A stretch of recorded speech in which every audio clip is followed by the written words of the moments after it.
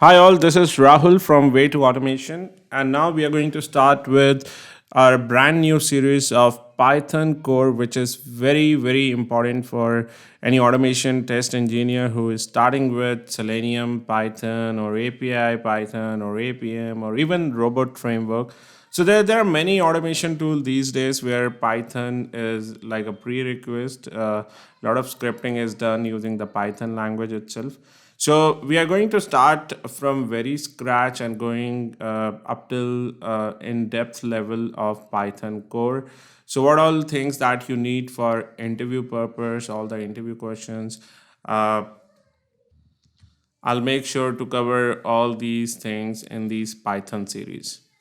All right. So now, what exactly Python language is? So if I talk about Python, Python is basically a general purpose, a general purpose programming language. So what is general purpose? So language, yeah. So Python is a general purpose programming language, and that is interpreted in nature, that is dynamically coupled. It supports OOPS concepts as well, and it supports cross platform. So all these terms are very important. So what is general purpose, what is interpreted, what is dynamically coupled? We're going to understand all these things in depth. So if I talk about background of Python, so Python was created by a person whose name is Guido van Rossum. And in the year 1989, he has actually created this, which was officially released in the market in 1991. So, which was even prior to when Java came into existence. So, Java was officially released on 23rd Jan 1996. So, Python is quite old, even older than the Java. And there are many reasons why Python is very popular these days, because Python is being used in AI, in machine learning. Even the junior kids in their schooling times, they are learning Python. So Python is very simple to learn. The syntax of Python is similar to the English syntax, so it's very easy to learn, and it's also used by many developers, automation test engineers, web developers, even for designing games. So Python is very popular.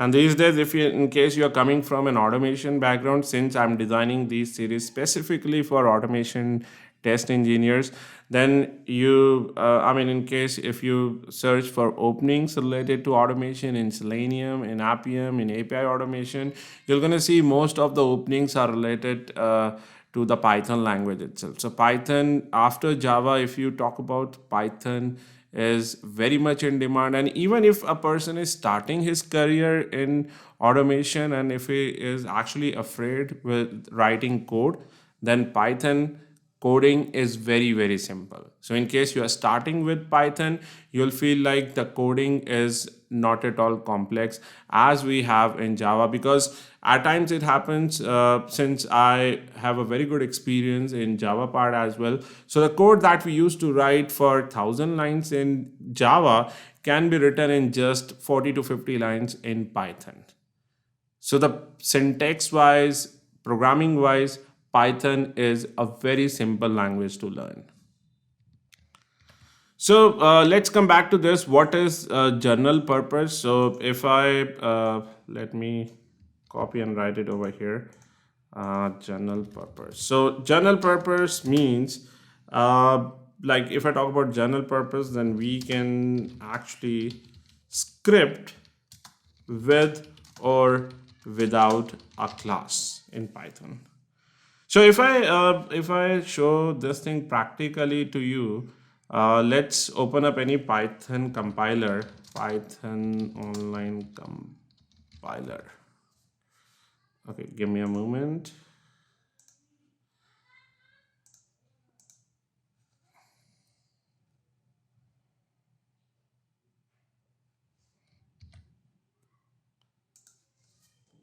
So if I show you a Python online compiler, so let's go to any compiler. Let's try go to this compiler. And same way, if I search for Java online compiler, and let's go over here. So you can see this is the basic syntax to get started with any programming language, is to print this hello world. And in order to print hello world in Python, you simply need to write print, and under the double quotes that is called a string, you need to write hello world. And same thing, if in case you look in Java, see, you need to define something like public class.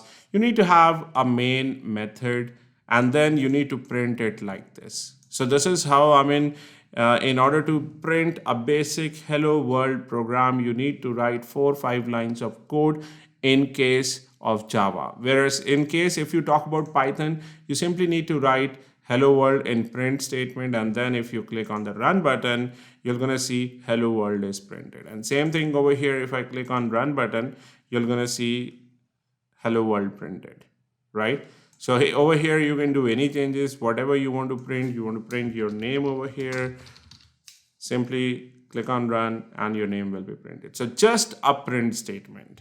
And you can see no classes required, right? I can add classes as well, but even if I don't add the class, I can directly execute my statement. But over here, in case of Java, if I move this thing, if I, let's say, move this thing outside a class, and if I remove this part, and if I try to run it, you're gonna see I will actually gonna face an exception over here, right? So Java error class interface or enum expected. So everything in Java has to be inside a class. Whereas in case of Python, you need not to mention these things inside a class. You can add a class, that's an additional thing. We're gonna see classes, objects as well, but in case you simply want to print something, you can do it outside a class as well. No need for class, right? So that's what makes Python a general purpose language. And now if I talk about the second point, that before coming to this interpreted in nature, so Python is dynamically coupled. So dynamically coupled means, let's say if I write something, a equal to 20 or a equal to 10. So I need not to define what this a is. A is basically a variable that is holding a value as 10. Now what variables are, like we'll be discussing all these things in depth in our upcoming lectures. So we have a lot of things related to variable, what all naming convention that we need to use while we are defining a variable. But for the time being, let's say I've given a is a variable which is holding the value as 10. So I need not to define whether this variable a is of a type string or is it a type of integer, right? So this is dynamically binded.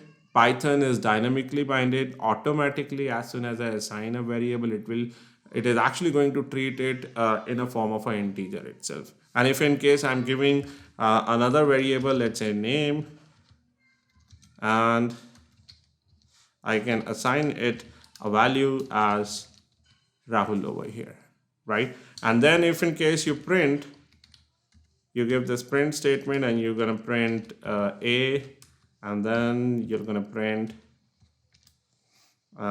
name over here, and then you run this.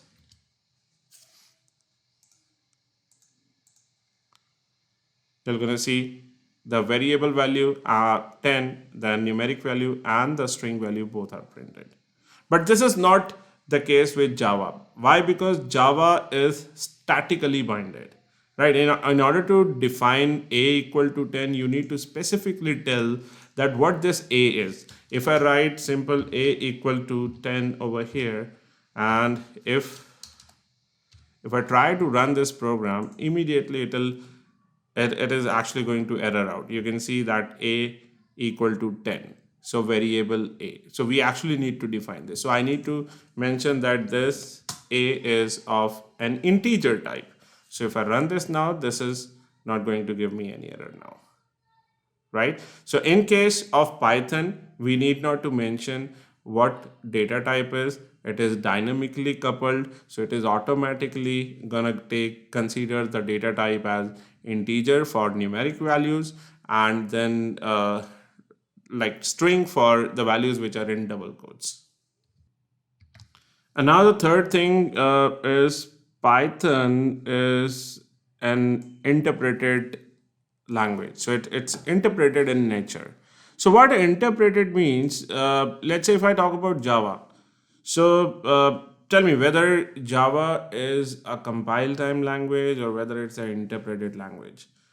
So compile time as in if let's say if I make some error over here, if I say string b equal to let's say 100, so which is not valid, right?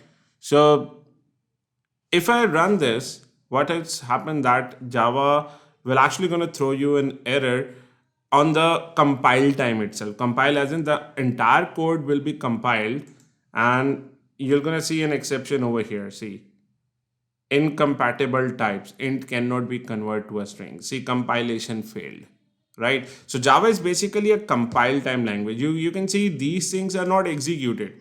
Interpreter means it is going to execute line by line, right? Whereas Java first compiles and then interpret. Now, if I talk about Python, if I make some error over here, let's say if I write b equal to 100 divided by, let's say, Rahul, which is not valid, right? So if I run this, you're going to see that the above code is actually executed. The code up till here is executed step by step. And we encounter the error over here, right? So this is what interpreted means, right? But in case of Java, you can see the above things are not executed. So it is first compiled and then interpreted. So that's what means that Python is actually interpreted in nature. And then we have mentioned that it supports OOPS concepts. Yes, so we can define classes, we can create objects, and we have encapsulation, we have abstraction, we have inheritance, then polymorphism. So we can achieve all these OOPS concepts in case of Python as well. So it's polymorphism, right? So Python is object oriented as well. Python supports all level of OOPS concepts as well. And then it is cross platform, which means that you can run your Python code, you can install Python on Windows, on Linux, on Mac, on different operating system. There are operating system that is like Mac and Linux. They have Python already installed. I mean, once you install Linux on your machine, or once you get any MacBook, you're gonna find Python is by default installed on those operating system, right? So that's what cross-platform means, that Python, similar to Java, Python code can run on different platforms, as in the different operating systems.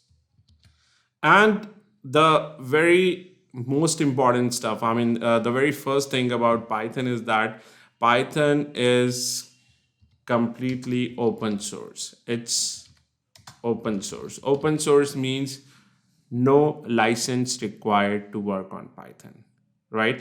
If you may have seen Java these days, the latest version of Java are commercialized now, right? There are license associated with latest version of Java as well. Whereas if we talk about Python, Python is completely open source. You need not to pay any license to work on Java. It's completely free. Python, it's completely free of cost.